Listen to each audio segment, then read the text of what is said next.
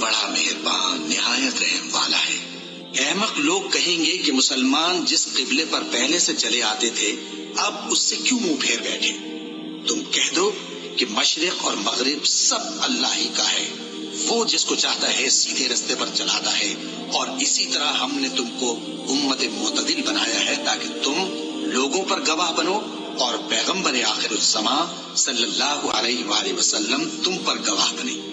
اور جس قبلے پر تم پہلے تھے اس کو ہم نے اس لیے مقرر کیا تھا کہ معلوم کریں کہ کون ہمارے پیغمبر کا تابع رہتا ہے اور کون الٹے پاؤں پھر جاتا ہے۔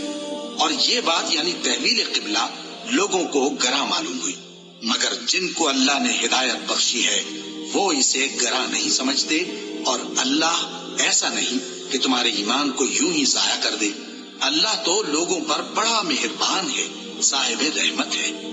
اے پیغمبر صلی اللہ علیہ وآلہ وسلم، ہم تمہارا آسمان کی طرف منہ اٹھانا دیکھ رہے ہیں، سو ہم تم کو اسی قبلے کی طرف جس کو تم پسند کرتے ہو منہ کرنے کا حکم دیں گے۔ تو اپنا منہ مسجد حرام یعنی خانہ کعبہ کی طرف پھیر لو، اور تم لوگ جہاں ہوا کرو نماز پڑھنے کے وقت اسی مسجد کی طرف منہ کر لیا کرو۔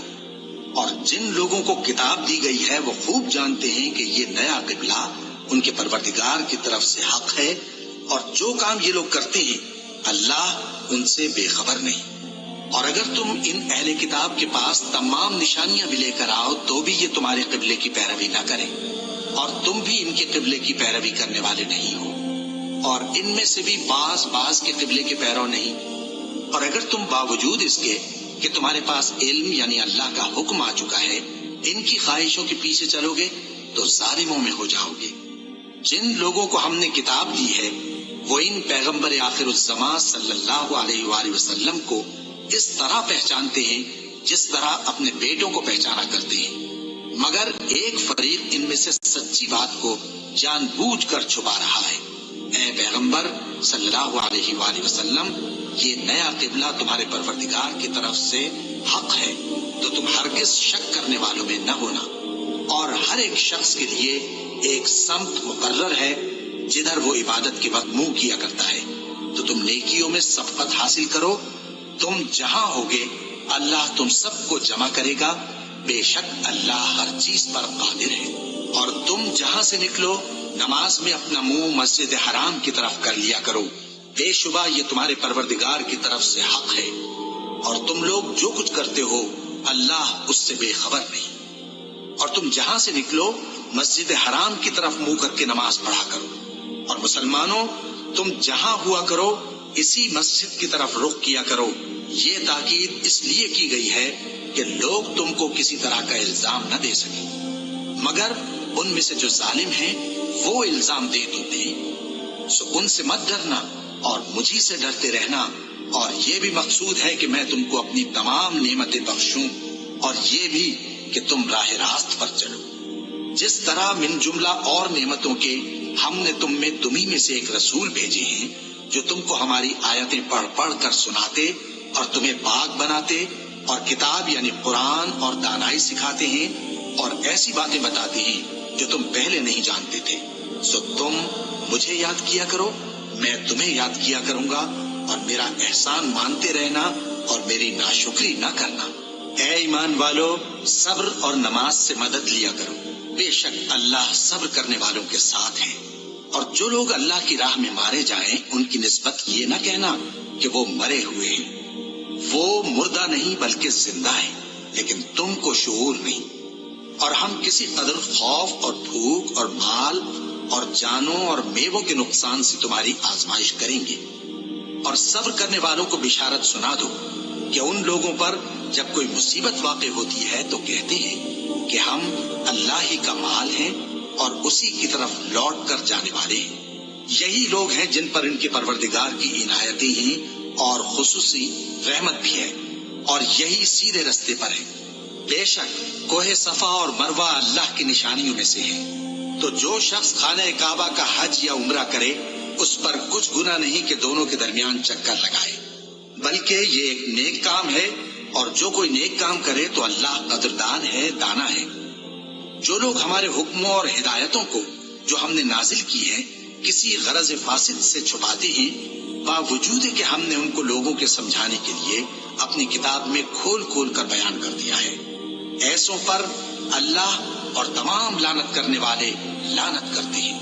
ہاں، جو توبہ کرتے ہیں اور اپنی حالت درست کر لیتے ہیں اور احکام الہی کو صاف صاف بیان کر دیتے ہیں تو میں ان کے قصور معاف کر دیتا ہوں، اور میں بڑا معاف کرنے والا، بڑا مہربان ہوں۔ جو لوگ کافر ہوئے اور کافر ہی مرے، ایسوں پر اللہ کی اور فرشتوں کی اور انسانوں کی سب کی لعنت، وہ ہمیشہ اسی لعنت میں گرفتار رہیں گے۔ ان سے نہ تو عذاب ہلکا ہی کیا جائے گا اور نہ انہیں کچھ مہلت ملے گی۔ اور لوگوں، تمہارا معبود ایک ہی معبود ہے، اس بڑے مہربان اور رحم والے کے سوا کوئی عبادت کے لائق نہیں۔ بے شک آسمانوں اور زمین کے پیدا کرنے میں اور رات اور دن کے ایک دوسرے کے پیچھے آنے جانے میں اور کشتیوں اور جہازوں میں جو سمندر میں لوگوں کے فائدے کے لیے رواں ہیں، اور میں جس کو اللہ آسمان سے برساتا اور اس سے زمین کو اس کے مردہ ہو جانے کے بعد زندہ یعنی خشک ہو جانے کے بعد سرسبز کر دیتا ہے، اور زمین پر ہر قسم کے جانور پھیلانے میں اور ہواؤں کے چلانے میں اور بادلوں میں جو آسمان اور زمین کے درمیان گھرے رہتے ہیں، عقل مندوں کے لیے اللہ کی قدرت کی نشانیاں ہیں۔ اور بعض لوگ ایسے ہیں جو غیر اللہ کو اللہ کا شریک بناتے اور ان سے اللہ کی سی محبت کرتے ہیں، لیکن جو ایمان والے ہیں وہ تو اللہ ہی کے سب سے زیادہ دوست دار ہیں۔ اور اے کاش ظالم لوگ جو بات عذاب کے وقت دیکھیں گے اب دیکھ لیتے کہ سب طرح کی طاقت اللہ ہی کو ہے، اور یہ کہ اللہ سخت عذاب کرنے والا ہے۔ اس دن کفر کے پیشوا اپنے پیروں سے بیزاری ظاہر کریں گے اور دونوں عذاب الہی دیکھ لیں گے اور ان کے آپس کے تعلقات منقطع ہو جائیں گے۔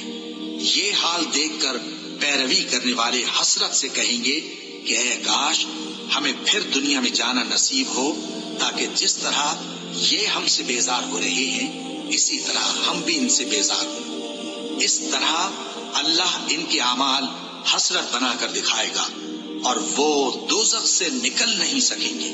لوگوں، جو چیزیں زمین میں حلال طیب ہیں وہ کھاؤ، اور شیطان کے قدموں پر نہ چلو، وہ تمہارا کھلا دشمن ہے۔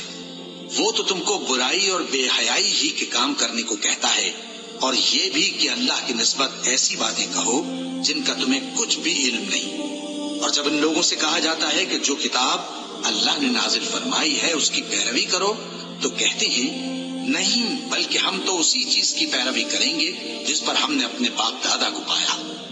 بھلا اگرچہ ان کے باپ دادا نہ کچھ سمجھتے ہوں اور نہ سیدھے رستے پر ہوں، تب بھی وہ انہی کی تقلید کیے جائیں گے۔ جو لوگ کافر ہیں ان کی مثال اس شخص کی سی ہے جو کسی ایسی چیز کو آواز دے جو پکار اور آواز کے سوا کچھ سن نہ سکے۔ یہ بہرے ہیں، گونگے ہیں، اندھے ہیں کہ کچھ سمجھ ہی نہیں سکتے۔ اے اہل ایمان، جو پاکیزہ چیزیں ہم نے تم کو عطا فرمائی ہیں ان کو کھاؤ، اور اگر اللہ ہی کے بندے ہو تو اس کی نعمتوں کا شکر بھی ادا کرو۔ اس نے تو تم پر بس مرا ہوا جانور اور لہو اور سور کا گوشت اور جس چیز پر اللہ کے سوا کسی اور کا نام پکارا جائے حرام کر دیا ہے۔ ہاں، جو مجبور ہو جائے بشرطے کہ اللہ کی نافرمانی نہ کرے اور حد ضرورت سے باہر نہ نکل جائے، اس پر کچھ گناہ نہیں۔ بے شک اللہ بخشنے والا ہے، رحم کرنے والا ہے۔ جو لوگ اللہ کی کتاب سے ان آیتوں اور ہدایتوں کو جو اس نے نازل فرمائی ہیں چھپاتے اور ان کے بدلے تھوڑی سی قیمت یعنی دنیاوی منفعت حاصل کرتے ہیں، وہ اپنے پیٹوں میں محض آگ بھرتے ہیں۔ ایسے لوگوں سے اللہ قیامت کے دن نہ کلام کرے گا اور نہ ان کو گناہوں سے پاک کرے گا، اور ان کے لیے دکھ دینے والا عذاب ہے۔ یہ وہ لوگ ہیں جنہوں نے ہدایت چھوڑ کر گمراہی اور بخشش چھوڑ کر عذاب خرید لیا۔ یہ آتش جہنم کی کیسی برداشت کرنے والی ہے۔ یہ اس لیے کہ اللہ نے کتاب سچائی کے ساتھ نازل فرمائی، اور جن لوگوں نے اس کتاب میں اختلاف کیا وہ ضد میں آ کر نیکی سے دور ہو گئے ہیں۔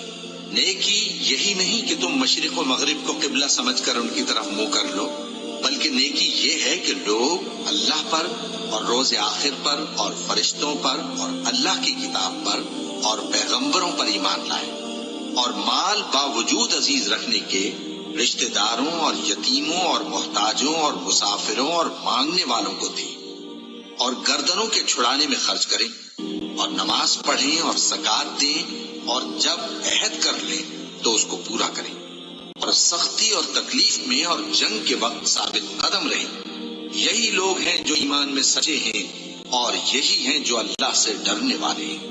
مومنوں، تم کو مقتولوں کے بارے میں قصاص یعنی خون کے بدلے خون کا حکم دیا جاتا ہے، اس طرح پر کہ آزاد کے بدلے آزاد مارا جائے، اور غلام کے بدلے غلام، اور عورت کے بدلے عورت۔ اور اگر قاتل کو اس کے مقتول بھائی کے قصاص میں سے کچھ معاف کر دیا جائے تو وارث مقتول کو پسندیدہ طریق سے قرارداد کی پیروی یعنی مطالبہ خون بہا کرنا اور قاتل کو خوشخوئی کے ساتھ ادا کرنا چاہیے۔ یہ تمہارے پروردگار کی طرف سے تمہارے لیے آسانی اور مہربانی ہے۔ اب جو اس کے بعد زیادتی کرے اس کے لیے دکھ کا عذاب ہے۔ اور اے اہل عقل، حکم قصاص میں تمہاری زندگانی ہے کہ تم قتل و خونریزی سے بچو۔ تم پر فرض کیا جاتا ہے کہ جب تم میں سے کسی کو موت کا وقت آ جائے تو اگر وہ کچھ مال چھوڑ جانے والا ہو تو ماں باپ اور رشتہ داروں کے لیے دستور کے مطابق وصیت کر جائے۔ اللہ سے ڈرنے والوں پر یہ ایک حق ہے۔ پھر جو شخص وصیت کو سننے کے بعد اس کو بدل ڈالے تو اس کے بدلنے کا گناہ انہی لوگوں پر ہے جو اس کو بدلے، اور بے شک اللہ سنتا جانتا ہے۔ اب اگر کسی کو وصیت کرنے والے کی طرف سے کسی وارث کی طرفداری یا حق تلفی کا اندیشہ ہو تو اگر وہ وصیت کو بدل کر وارثوں میں صلح کرا دے تو اس پر کچھ گناہ نہیں، بے شک اللہ بخشنے والا ہے، رحم والا ہے۔ مومنوں، تم پر روزے فرض کیے گئے ہیں جس طرح تم سے پہلے لوگوں پر فرض کیے گئے تھے تاکہ تم پرہیزگار بنو۔ روزوں کے دن گنتی کے چند روز ہیں، تو جو شخص تم میں سے بیمار ہو یا سفر میں ہو تو دوسرے دنوں میں روزوں کا شمار پورا کر لے۔ اور جو لوگ روزہ رکھنے کی طاقت رکھیں لیکن رکھے نہیں، وہ روزے کے بدلے محتاج کو کھانا کھلا دیں، اور جو کوئی اپنی مرضی سے زیادہ نیکی کرے تو اس کے حق میں زیادہ اچھا ہے، اور اگر سمجھو تو روزہ رکھنا ہی تمہارے حق میں بہتر ہے۔ روزوں کا مہینہ رمضان کا مہینہ ہے جس میں قرآن اول نازل ہوا، جو لوگوں کا رہنما ہے اور جس میں ہدایت کی کھلی نشانیاں ہیں اور جو حق و باطل کو الگ الگ کرنے والا ہے۔ تو جو کوئی تم میں سے اس مہینے میں موجود ہو چاہیے کہ پورے مہینے کے روزے رکھے، اور جو بیمار ہو یا سفر میں ہو تو دوسرے دنوں میں روزے رکھ کر ان کا شمار پورا کر لے۔ اللہ تمہارے حق میں آسانی چاہتا ہے